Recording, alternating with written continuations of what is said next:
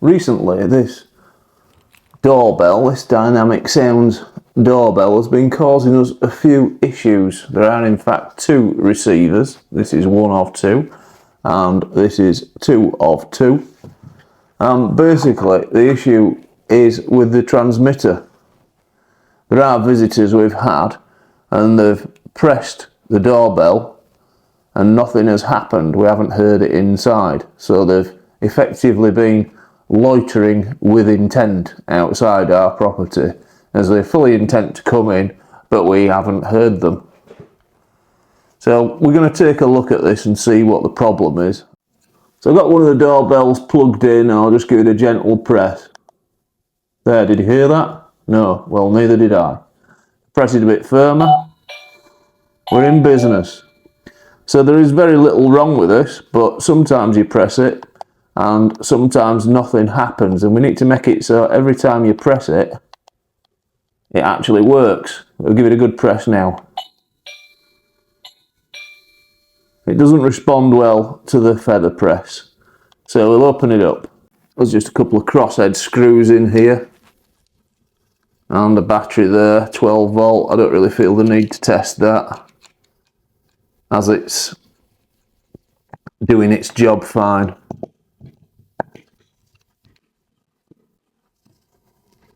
Slowly coming out. So we're going to have to hold the battery on. So where is the fault? We'll examine the back circuitry, and these joints look absolutely lovely to the battery.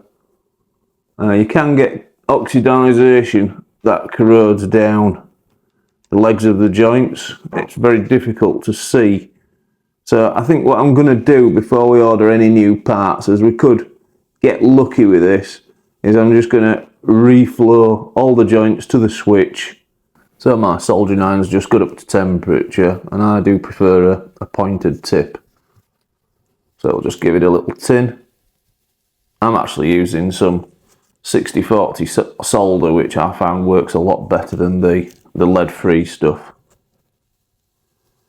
And we'll just reflow these. Just a second on.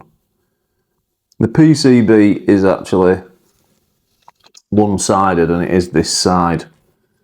So you need to be ultra careful, as it is surface mount, just to apply the solder in the exact same position, and not add too much.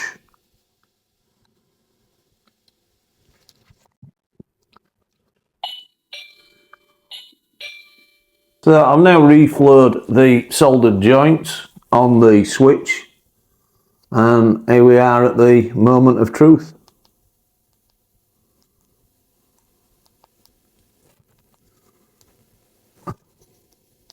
It seems to be working at all.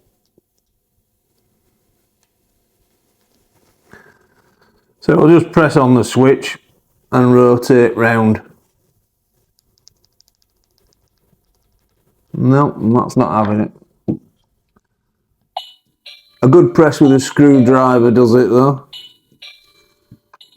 So I think what we need is a new switch. So I think we're going to have to source a new one for this. We've now got a best fit replacement that's arrived through the post, and I'm convinced it's maybe marginally shorter on the button, but we can only measure so far. But the good thing is it sounds, if you can hear that, it sounds absolutely fantastic compared to the other one. So we're going to have to extract this switch from the board, and I've got my trusty solder sucker, so I'll heat the solder up and then suck it off.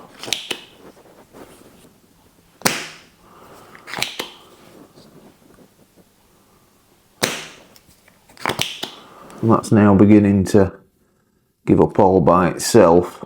I just tend to get the iron on it and melt the solder and just lift it, because you're never going to get all the solder up with a solder sucker. It's just a game of patience, really.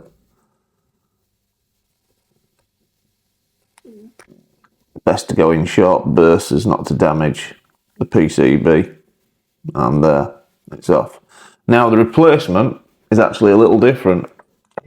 It is actually surface mounted. You can see these little legs. They're designed to just go on the surface, where this one does have legs. So it's going to be a little trickier to solder in, but I think I can manage it. These legs here are obviously denoting, they go outwards. So as long as we work to them principles, we should be just fine. I've centralised it on the existing pad, so hopefully it won't move when I get some solder on it. So I've got the iron tinned, and we'll just see how it goes on the first one. Yeah, I don't think that's moved. It did move a tiny bit. I might just put it back. There. That's now finding its little position. And we'll just use a minimal amount of solder to get this on. I don't want to over flood it.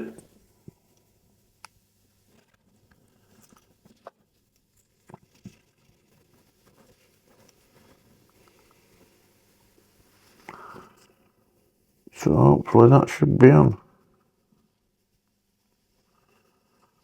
This one looks a bit dry, this side, so I'll retouch that.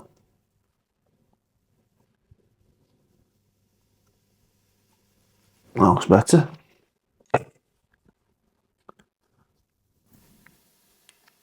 So now I'll just quickly reassemble, as we're keen to test this. This switch does actually feel really good, the new one. Now it's soldered in position. It's got even more solid. So that's a bit of good news. And we're getting nearer the moment of truth.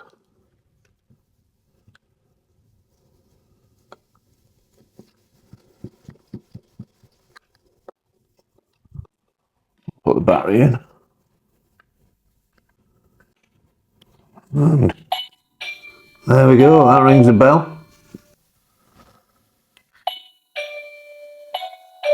So that is one doorbell repaired.